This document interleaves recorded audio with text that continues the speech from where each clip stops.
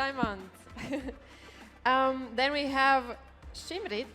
Shimrit, come up on the stage, please. So Shimrit is you're an investor, right? And also passionate about ideas. Yep. Do you have mics, each of you? Okay, good, great. And this chat will be moderated by Adam. Adam from the Next Web. Yay, good to see you.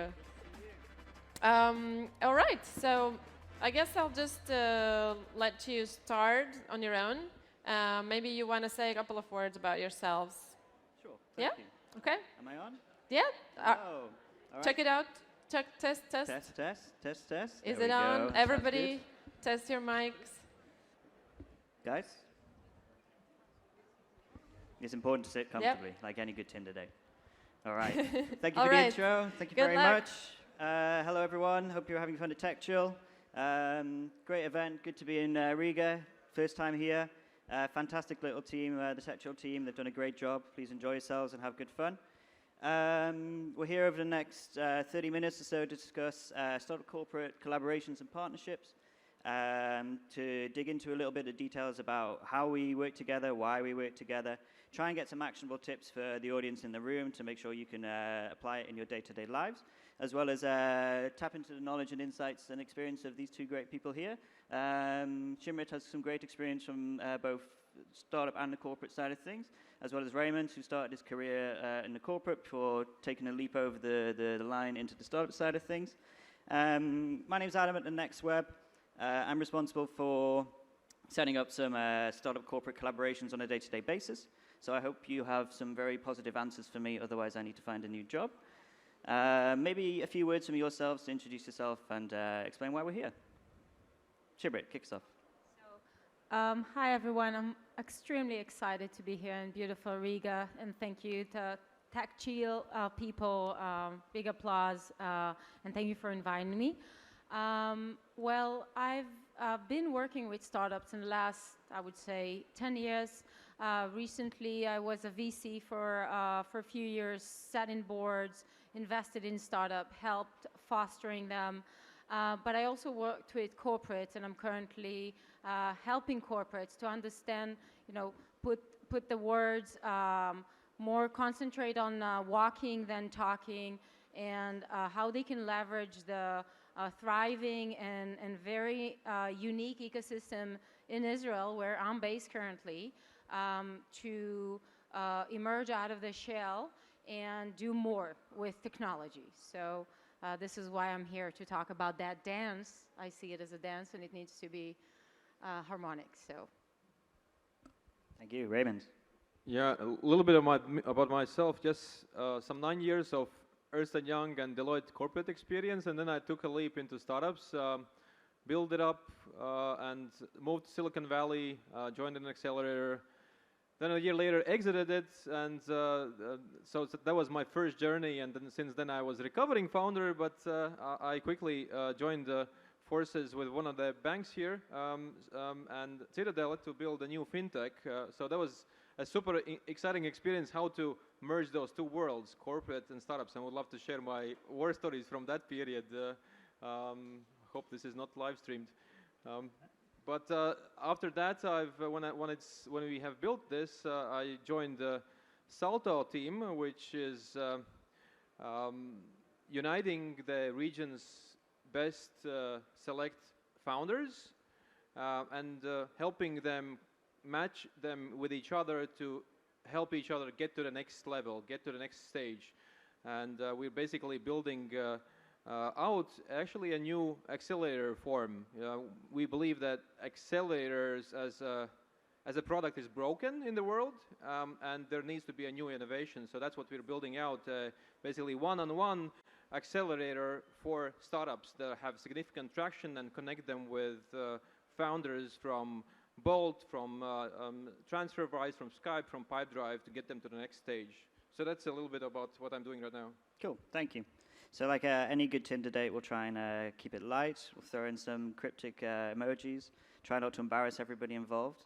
And what? We agreed they would. So. Oh, never mind. How do you have your Tinder experience, Adam? Well, Yes, thank you for that one. Yeah, well, the nervous intro always goes. Always have a cheat sheet in front of me as well. So we'll start with the simple questions. Startup corporate collaborations, are they working? Yes, I want to start. I've been thinking about this for ages, and my final answer, at least in my head, is that startups have it easy when it comes to corporate, to innovation, to building new stuff, taking them to the market. Corporates have it extremely hard. Imagine, like, as a corporate, you have all the prerequisites, all the resources, all the clients, the database, the suppliers, the resources, the talents, and yet you are this huge organization that has processes that is built up to maintain itself and resist anything that is new or something different. But that is what a startup should be. It should be a risk-taking. It should be challenging the status quo. So these two models are actually contradictory. So I think when it comes to corporate innovation, it should not happen within a corporation. It's, I think, a doomed scenario trying to change the mindset of the talent or within the corporation. Instead, you should try to get it out of the system, get it out of that corporation, that kind of innovation, and build it out externally, and then plug it back into the corporate. So that has been my realization. So maybe like most yes and no question, the answer would be it depends.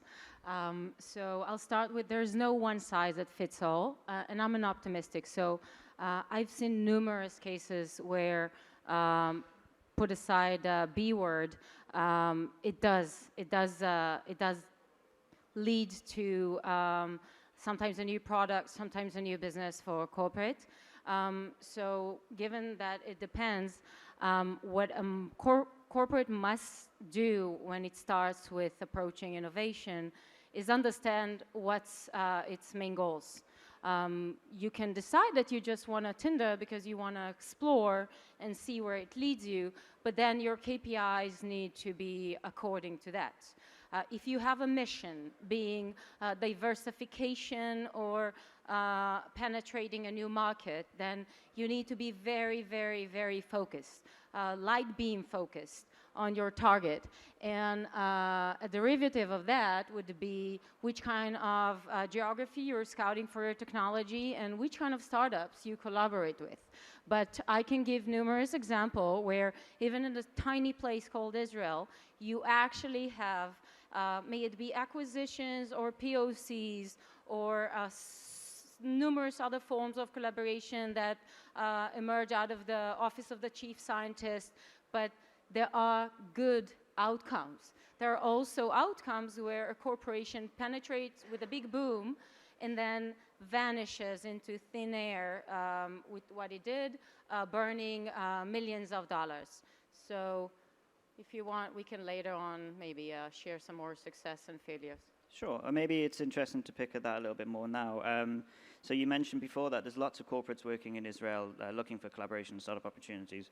What are the indicators for you for a corporation who is ready and serious about innovation? Perhaps from your experience with the M&A side of things and your experience with Intel recently. Okay, so again, it goes to the target of the organization and its mission. Some of them actually, there are different models for corporate innovation. Some of them are very known, but let's make a distinction between having an R&D center by acquisition, having an innovation lab that is more like an incubator that you have designated teams coming to work and if you're familiar with the first horizon, second horizon, third horizon of McKinsey, then it's more on the second horizon, the innovation lab. Then you have scouting teams for collaboration and maybe acquisition. Then it evolves to venture arms. So amongst those, and there are more categories, but amongst those, I mean, accelerator, etc. But amongst those definitions, if you consider Intel, a giant that is really, it's called a gorilla, and it did only in 2019 about 20 billion acquisition only in Israel. By the way, just to give you the numbers, in 2019, there was $1 billion from corporate investment in startups in about 200 deals. That's only corporate investments. I'm not talking about the VC coming into that tiny country. So obviously there are also failures, but even the gigantic Intel woke up in the morning and said, what are we not doing enough with startups? That's a question that the new CEO of Intel actually raised.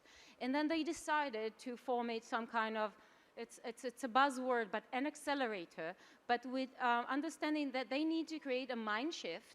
When an entrepreneur wakes up in the morning, he wouldn't say the last thing I want to do is collaborate with Intel because of the non-invented here kind of syndrome, and it's an innovation killer.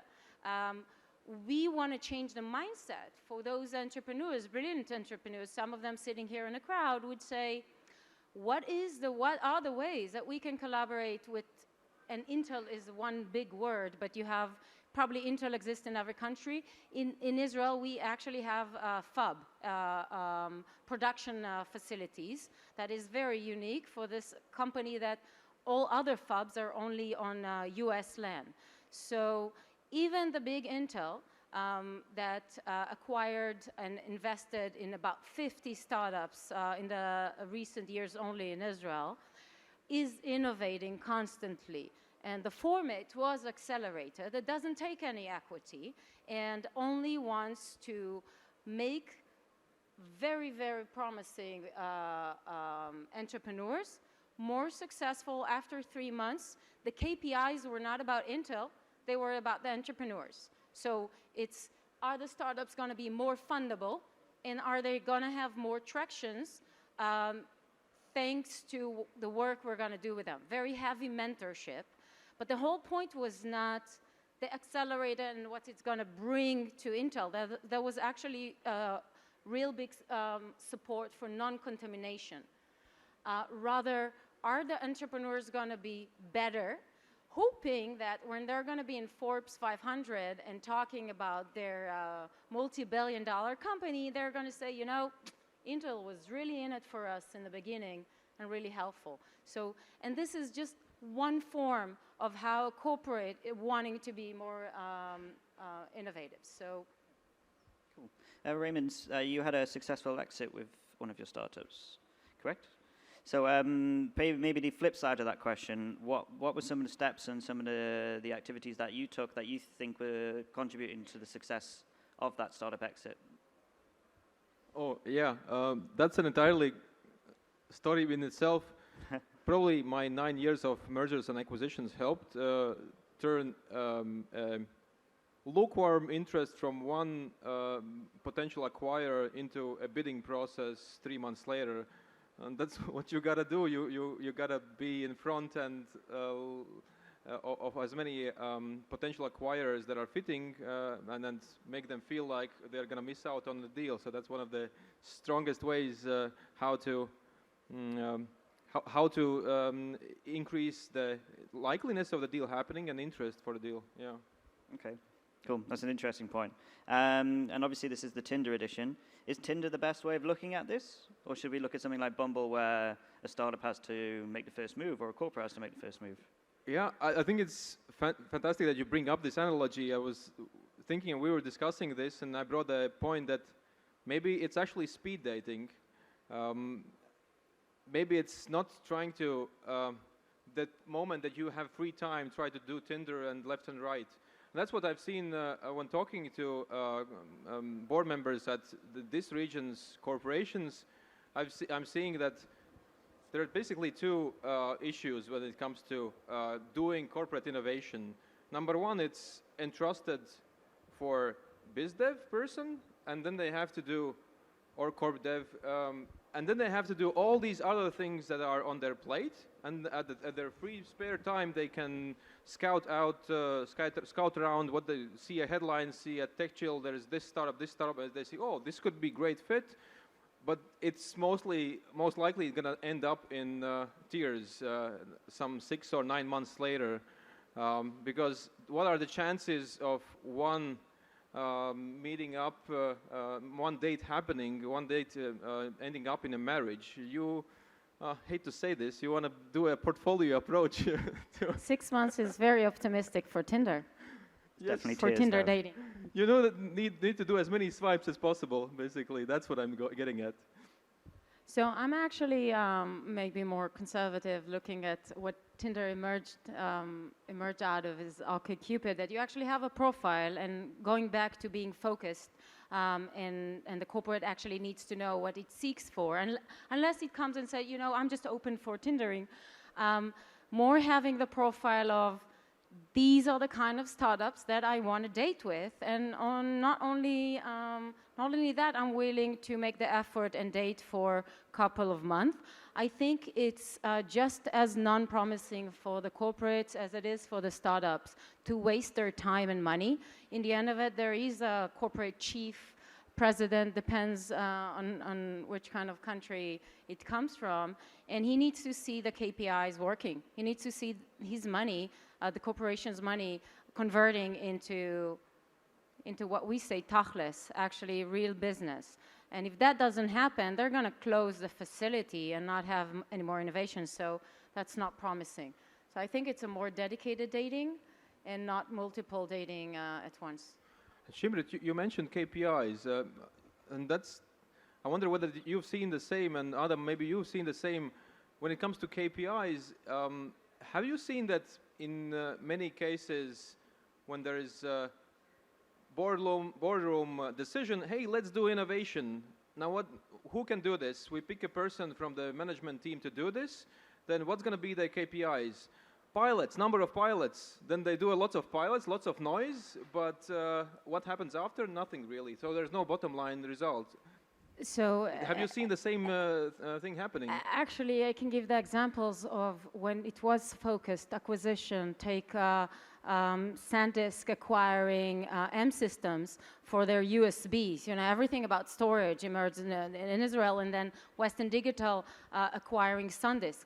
The reason SanDisk acquired M-System was the retail business. We all know what's a USB, right? Can you even imagine the days before USB? So that USB comes, that everybody is known to be, you know, it's known to be associated with SanDisk, is actually a technology of M-Systems, an Israeli company. So it depends, again, on what, this is the part where we differentiate the bullshit and the talk about how it's Tinder, it's never going to work, to actual building collaboration. When you do it with focus and you understand what you need to form, may it be a corporate that I'm working with now, once in 2 years, to see how it cashes to real business. And they've done it before. That's their KPI. I just shared with you guys at Intel, they want to do a mind shift. And that is really, really hard. But that's their KPIs. So as long as you defined a very, I wouldn't say accessible because it's not easy, but something you can see on the horizon, and that's your KPI. Again, I'm an optimistic person, so I believe with hard work and step by step, not swallowing too much than you can bite on, then you can reach your KPIs. Cool, very good. I think, so we've hinted at mindsets and the languages that we use in corporate, such as KPIs there. Obviously, there's opportunities when you set up these partnerships to learn from each other's cultures. Do you think what are the most interesting sort of cultures from within startups that corporates can learn, and also vice versa? So whether that be different approaches to innovation or being more agile? Shimrit, maybe you want to go ahead. I can start with a negative answer, so you can take over, spin it positively, or chime in on my opinion. That's like the dance between startup and corporate. You see, we each bring something to the relationship. Let's dance. Exactly. But what I would, so you're referring to is a culture change. I think it is important for any organization to be thinking, how can we better improve our business? But coming back to what I said earlier about what fits for a big organism and what speed they can move at, is probably not what the executives would want the organization to move, and what the speed and pace of innovation happening around them pushes them to at what speed to move. So there's a misalignment right there. So I think it's a good challenge to do, to educate and transform the talent and the thinking within the organization. I would argue do that, but only if you combine that with immediate results-driven innovation that is probably happening outside, either through selective partnerships with startups who have gotten to some significant traction and can contribute to the bottom line, or have a seasoned startup professionals, startup founders build something for the corporate. And you can set up those incentives, structures to service those, and then report to the CEO level, not die in somewhere in processes within the middle management. So the way I see it, every corporate at some point will have to either do auto-cannibalization, otherwise it's being cannibalized, right? Every business, when it comes to being big enough, may it be Amazon being nimmed by a local kind of online marketplaces and so on and so forth. So if an organization understands that it needs to auto-cannibalize by bringing new technologies that were not originally created, then it needs to evolve. That's a must. Okay, so it's die or you know, you see the environment changing, you have to slightly even change with it. This is why, again, being the optimistic, I'll give you a few examples of, take Germans and Israelis, completely different cultures. One is very thorough, step-by-step, only until we do testing and testing and testing, the product goes out. One being, what is the Pareto, what is the minimal viable product, and let's run and do that. Now there are more than 10 corporates, large corporates, based in Israel with their outposts, may it be investment, may it be accelerators, and you see them changing. You see them learn how to pivot, learn how to take risk and be more tolerant towards failure, which is something very significant in Israel. No risk, no gain. And you have to fail. You don't succeed usually without failing. There was a brilliant talk this morning by Peter from Rotten Tomatoes talking about the amount of failures he had and the amount of success stories. So you see them change the mindset. And that literally then infiltrates into the organization. And you're right, totally right. It's not always a massive change, but it starts there. The evolution starts there. And the internal forces between the ones who non-invented here, we don't want this, and between the ones that we have to open up and collaborate, and who's ever gonna bring more future horizons, success stories, KPIs, is gonna win the twins. Some corporates, the former wins, and some corporates the latter. I believe in the latter. It's a really good point. I totally agree with you, Shimrit, about cannibalization, that if you're doing innovation in a short term, it's most likely going to cannibalize your traditional business, but that's a sacrifice you need to commit to. Okay, very good. So we talked about the dance, and I think that's a very good analogy for it as well. But it's also very relationship based. It's at the end of the day, you're setting up a collaboration with another human being who you'll be spending a lot of time and intensity talking to and working with. What have you found useful in your working lives when managing these relationships? So I'll keep it short, but say it's all about the people, and there is no organization, the mothership. It's always about finding a champion that has a good reason to push your technology and your innovation in the corporate, and it doesn't have to be the president or the CEO. It needs to be someone that can oil the right wheels and go to the right people and pitch that kind of collaboration. So people, people, people. I can build up on that, maybe take a little bit of the startup side. When startups want to collaborate with corporates and they go to seemingly a decision maker, it says on their LinkedIn, this is the role they're responsible for. Surely if we deliver value in their role of responsibility, this should go through quickly. Well, me having had experience and luxury of working also within a corporate environment also recently, I can see it happening. Like one person who sees with passion within the organization how this startup could just make the corporation so much more better, so much more value add, and then the trouble happens. The alignment starts happening for months internally in the organization between other competing departments or board members, and you never can predict the outcome. So it never actually it just starts when you go pitch one person within the organization, and then the selling internally in the organization only starts. So it's a really good point. How do you essentially win over such a person so that he could go above and beyond to sell your service in the organization? Cool. We'll take offline the Tinder tips. Maybe just to shift gears a bit as we count down into the final 5 minutes to be a bit more hints and tips focused. So you both had some interesting journeys to get to where you are today, and you've experienced things from different sides of the perspective. But what sort of more unexpected experiences have you had in your working and personal lives that have been useful when it comes to start a corporate collaboration? Personal? What you're getting at? Depends how personal you want to get. Very. Can you be more specific? Perhaps from your background working in M&A, did you find that would have given you some insight that has given you a bit of an advantage over a fresh startup founder who wouldn't have that corporate experience? That's not very personal. That's very professional. And when safe.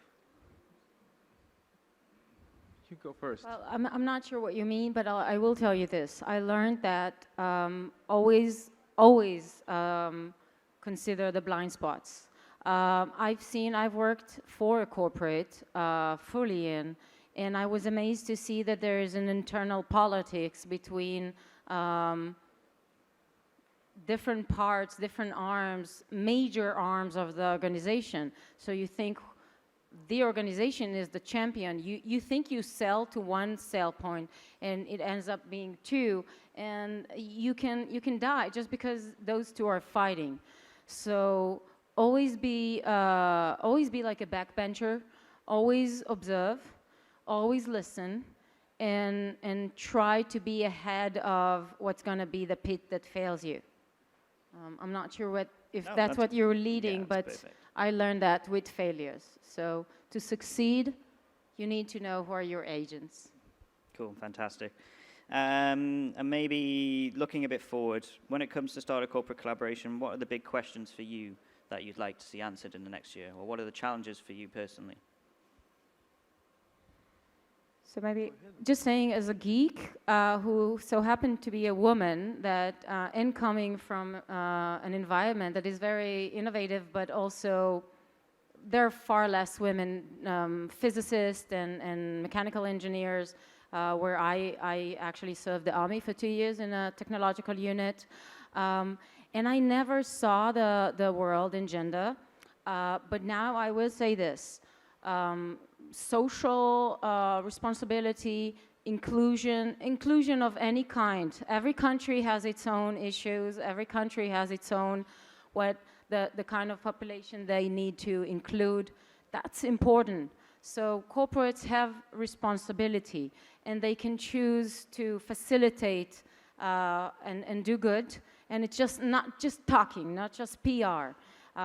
You want to work with startups? Okay. Do the inclusion, work for the inclusion, even lose a little bit for the inclusion. As an individual, and it doesn't matter which color I am and gender, and I want to see everyone participate, at least everyone getting a chance. So that's on a personal note, and you start seeing some corporates do that, some corporates do green. This is the green track. I'd like to see more of it, and I'm putting my personal effort to promote that. So what would be my goal for the next year, or hope or aspiration?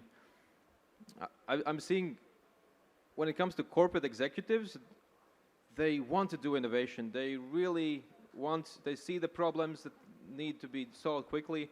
And you look at startups, they want to work with corporates, but I've seen they seldom meet. They speak at different languages. The same happens actually with startups. Earlier stage startups could tap so much invaluable knowledge from those who have walked the same path 3 years, 5 years ahead, and just get there more quickly if they had that kind of support every day. And that is what we are trying to do with Salto, basically be that middleman, be that whisperer, be that basically connector between those, because at this latitude, you have this natural human nature of being very inclusive, not inclusive, but very closed up, not very talkative, unless it's a few gins. And you need to overcome that somehow, or have someone to force the meetings. So that would be my aspiration for the next year, to have more connections. Great, very good. I think that's quite a nice closing remark, because we're in a fantastic space to make those connections with each other. It's been great talking to you both. I hope you've had a good time. Everybody involved, do enjoy yourselves. Do make all of these connections, try and spark those relationships, begin talking to potential partners and future collaborators, and get working together. And we can all solve some really big challenges if we do so. Thank you very much. Thank you, Adam, Thank you. and have a lot of fun.